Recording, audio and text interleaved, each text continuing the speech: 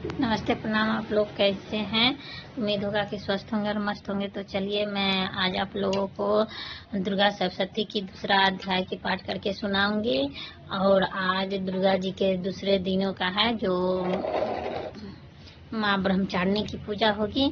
और आज मैं माँ ब्रह्मचारिणी की दूसरी अध्याय की मैं पाठ करके सुनाऊंगी, दुर्गा सप्तशती के दूसरे अध्याय की। तो चलिए, मैं बिना समय गंवाए मैं आप लोगों को करके सुनाती हूँ दुर्गा सप्तशती की पाठ।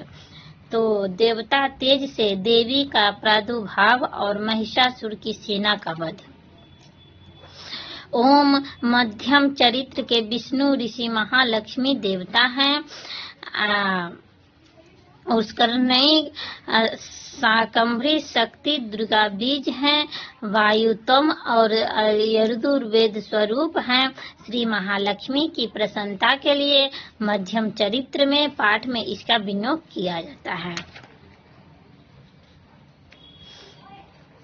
मैं कमल के आसन पर बैठी हुई प्रसन्न मुख वाली महिषासुर मर्दनी भगवती महालक्ष्मी का भजन करती हूँ, जो अपने हाथों में कमल फरसा गदावान वज्र वस्त्र प्रयोग धनुष को कुंडिका दंड शक्ति खड्ग ढाल शंख घंटा मधुपात्र शूल पाश और चक्र धारण करती हैं।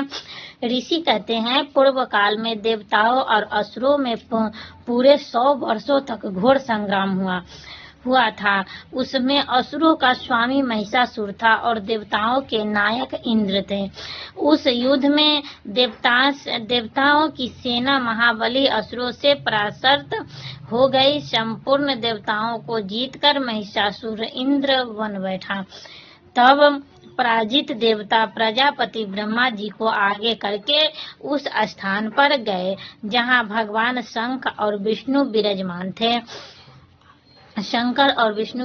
थे। देवताओं ने महिषासुर के पराक्रम तथा अपनी पराजय का यथावत वृत्तांत उन दोनों देवेश्वरों से विस्तार पूर्वक कह सुनाया। वे बोले, भगवान महिषासुर सूर्य इंद्र अग्नि वायु चंद्रमा यम वरुण तथा अन्य देवताओं के भी अधिकार छीनकर स्वयं ही सबका अधिष्ठाता बन बैठा है। तो उस दुरात्मा महिषासुर ने समस्त देवताओं को स्वर्ग से निकाल दिया है। अब वे मनुष्य की भांति पृथ्वी पर विचरते हैं।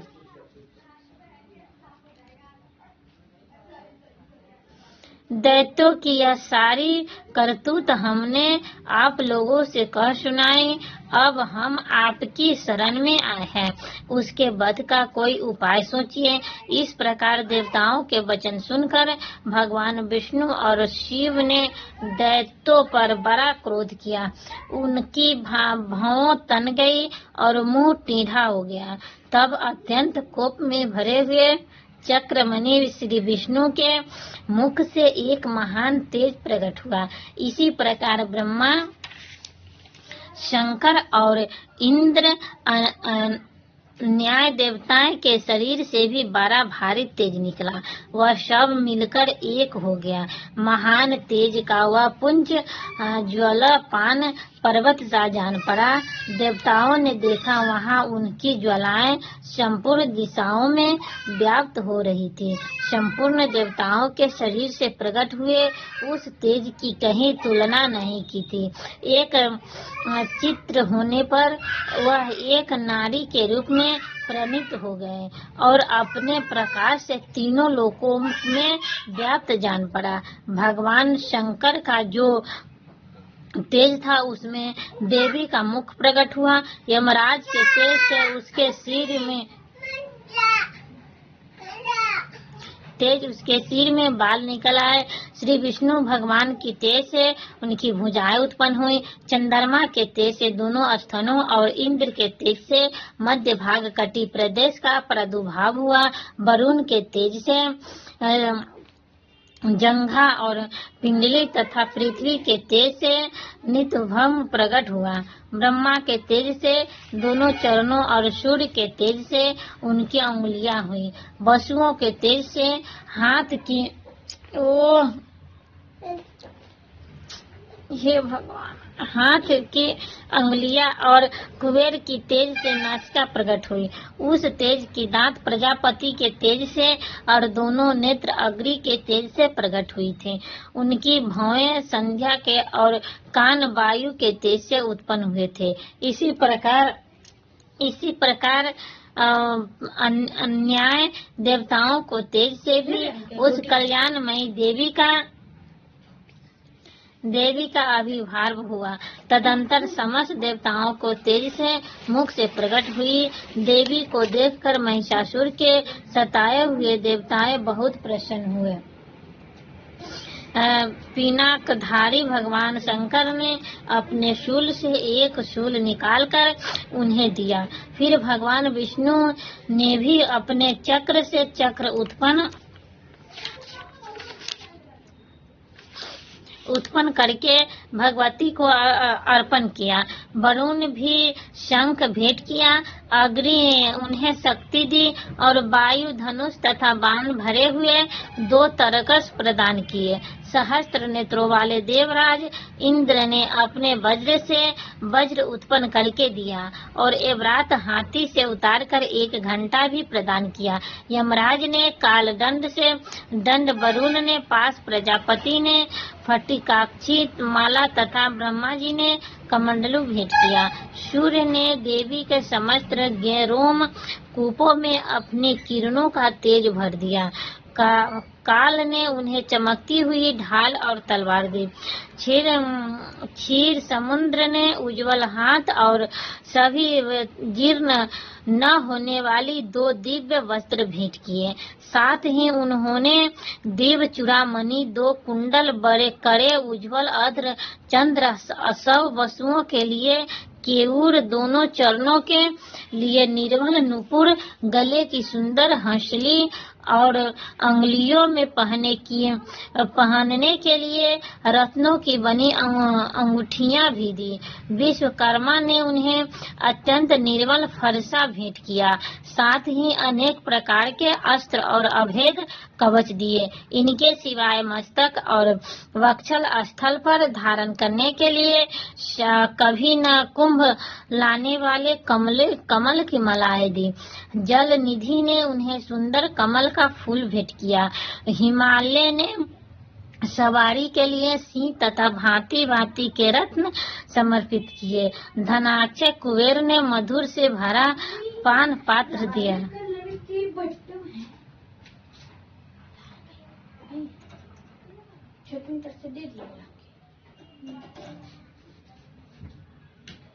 भांति रत्न समर्पित किए। धनाक्षय कुबेर मधु से भरा पान पात्र दिया तथा संपूर्ण नाग के राजा शेष ने, जो इस पृथ्वी को धारण करते हैं, उन्हें बहुमूल्य मणि से विभूषित नाग हार भेंट दिया। इसी प्रकार अन्य देवताओं ने भी आभूषण और अस्त्र शस्त्र देकर देवी का सम्मान किया। तत्पश्चात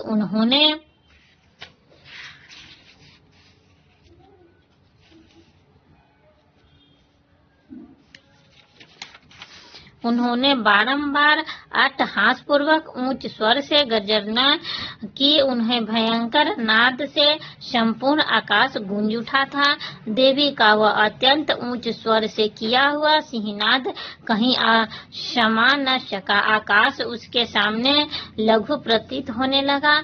उससे बड़े जोर से प्रतिध्वनि हुई, जिससे संपूर्ण विश्व में हलचल मच गई और समुद्र कौप उठे, पृथ्वी डोलने लगी और समस्त पर्वत हिलने लगे। उस समय देवताओं ने अत्यंत प्रसन्नता के साथ सिंह वाहिनी भवानी से कहा, देवी तुम ही जय हो, तो साथ ही तुम्हारी जय हो। साथ ही वह शिरनियों ने भक्ति भाव से विनम्र होकर उनका स्तवन किया। संपूर्ण त्रिलोकों की शोभाग्रस्त देख दैत्यगण अपनी समस्त सेनाओं को कवच आदि से सुसज्जित कर हाथों में हथियार ले सहसा उठाकर खड़े हो गए। उस समय महिषासुर ने बड़े क्रोध में आकर कहा, हाँ, यह क्या हो रहा है। फिर वह संपूर्ण असुरों को घेर कर उस सिंहनाद की और लक्ष्य करके दौड़ा और आगे पहुंचकर उसने देवी को देखा, जो अपनी प्रभाव से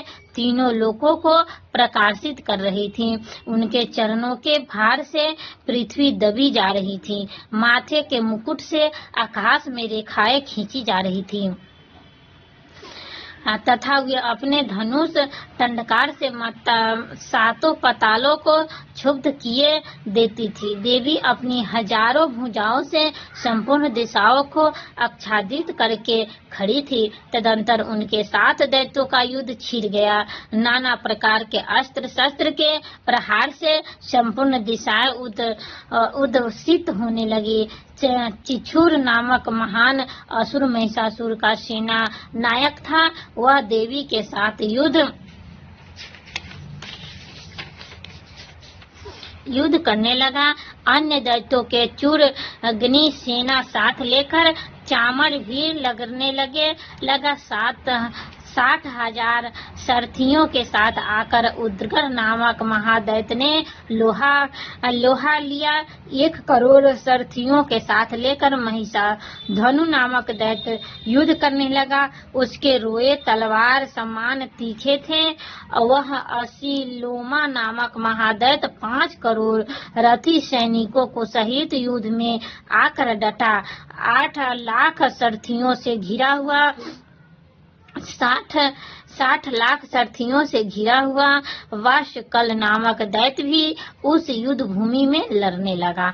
परिवारित नामक राक्षस हाथी सवार और घुड़सवारों के अनेक दलों तथा 1 करोड़ सारथियों से सेना लेकर युद्ध करने लगा।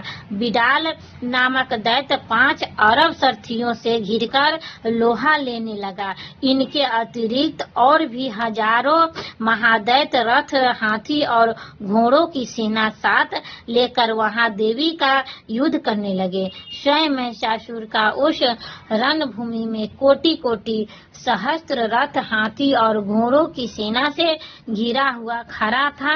वह दैत्य देवी के साथ तुम भनीपाल, शक्ति, मुसल, खड्ग, परशु और फटिस आदि अस्त्र शस्त्रों का प्रहार करते हुए युद्ध कर रहे थे। कुछ दैत्यों ने उन पर शक्ति का प्रहार किया, कुछ लोगों ने पास फेंके तथा कुछ दूसरे दैत्यों ने खड्ग प्रहार करके देवी को मार डालने का उद्योग किया। देवी ने भी क्रोध में भरकर खेल में ही अपने अस्त्र शस्त्रों से की वर्षा करके दैत्यों के वे समस्त अस्त्र शस्त्र काट डाले। उनके मुख पर परिश्रम या थकावट का रंच मात्र भी चिन्ह नहीं था। देवता और ऋषि उनकी स्तुति करते थे। वे भगवती परमेश्वरी दैत्यों के शरीर पर अस्त्र शस्त्र का वर्षा कर रही। देवी का वाहन सिंह भी क्रोध में भरकर गर्दना करने लगे। बालों को हिलाता हुआ असुरों की सेना में इस प्रकार विचरने लगा, मानो कि वनों में दावानल फैल रहा हो। रणभूमि में दैत्यों के साथ युद्ध करती हुई अंबिका देवी ने जितने निश्वास घोड़े थे वे सभी तत्काल सैकड़ों हजार गणों के रूप में प्रकट हो गए और पसुरी, विभिन्न पाल, खड्ग तथा फटिक आदि अस्त्र द्वारा असुरों का सामना करने लगे। देवी की शक्ति से बढ़े हुए गण असुरों का नाश करते हुए नगारा और शंख आदि बजाने लगे। उस संग्राम महोत्सव में कितने ही गण मृदंग बाजा बजा रहे थे। तदंतर देवी के त्रिशूल से, गदा से, शक्ति की वर्षा से और खड्ग आदि से सैकड़ों महादैत्यों की संहार कर डाला। कितनों की घंटे भयंकर नाद से मूर्छित करके मार गिराया। बहुत तेरे दैत्यों का पास से बंद कर धरती पर घसीट कितने ही दैत्यों के उनकी तीखी तलवार मारने से दो टुकड़े हो गए। कितने ही गदा की चोट से घायल हो धरती पर सो गए। कितने ही मूल की मार से अत्यंत आहार होकर बमन करने लगे। कुछ दैत्य शूल से छाती फट जाने के कारण पृथ्वी पर ढेर हो गए। उस रणांगन में बाण समूह की वृष्टि से कितने ही असुरों की कमर टूट गई। बाज की तरह झपटने वाली देव पीटक दैत्य अपने प्राणों से हाथ धोने लगे। किन्हीं की बाहें छीन भिन हो गई, कितनों की गर्दन कट गई, कितने ही दैत्य मस्तक कट कर गिरने लगे। कुछ लोगों की शरीर मध्य भाग में ही विदीर्ण हो गए। कितने ही महादैत्य जांघ कट जाने पर पृथ्वी पर गिर पड़े। कितनों ही देवी ने एक बाह, एक पैर और एक नेत्र वाले करके 2 टुकड़े चीर डाला। कितने ही दैत्य मस्तक पर कट जाने पर गिरकर फिर भी उठ जाते। केवल धकरे ही रूप में अच्छे अच्छे हथियार हाथ में ले देवी के साथ युद्ध करने लगते थे। दूसरे का बंध युद्ध में बाजों की लय पर नाचते थे। कितने ही बिना सिर के धर हाथों में खड्ग शक्ति और ऋषि लिए दौड़ते थे तथा दूसरे महादैत्य ठहरो ठहरो यह कहते हुए देवी की युद्ध के लिए ललकारते थे। जहाँ वह घोर संग्राम हुआ था वहाँ की धरती देवी की गिराए हुए रथ, हाथी, घोड़े और असुरों की तलाश से ऐसी पट गई कि वहाँ चलना फिरना असंभव हो गया था। दैत्यों की सेनाओं में हाथी, घोड़े और असुरों के शरीर से इतनी अधिक मात्रा में रक्तपात हुआ था कि थोड़ी ही देर में वहाँ खून की बड़ी बड़ी नदियां बहने लगी। जगदम्बा ने असुरों की विशाल सेनाओं को क्षण भर में नष्ट करके ठीक उसी तरह जैसे तीर्ण और काठ के भारी ढेर को आग कुछ ही क्षणों में भस्म कर देती है, वह सिंह भी गर्दना के बाल को हिला हिलाकर जोर जोर से गर्जना करता हुआ दैत्यों के शरीर से मानो उनके प्राण चुन लेता था। वहाँ देवी के गणों ने भी उन महादैत्यों के साथ ऐसा युद्ध किया जिसने आकाश में खड़े हुए देवतागण उन पर बहुत संतुष्ट हुए और फूल बरसाने लगे। इसी प्रकार श्री मार्कंडेय पुराण सर्वने मंत्र गीत के कथा अंतर्गत श्री देवी महात्म्य के महिषासुर सेना वध नामक दूसरा अध्याय पूरा हुआ।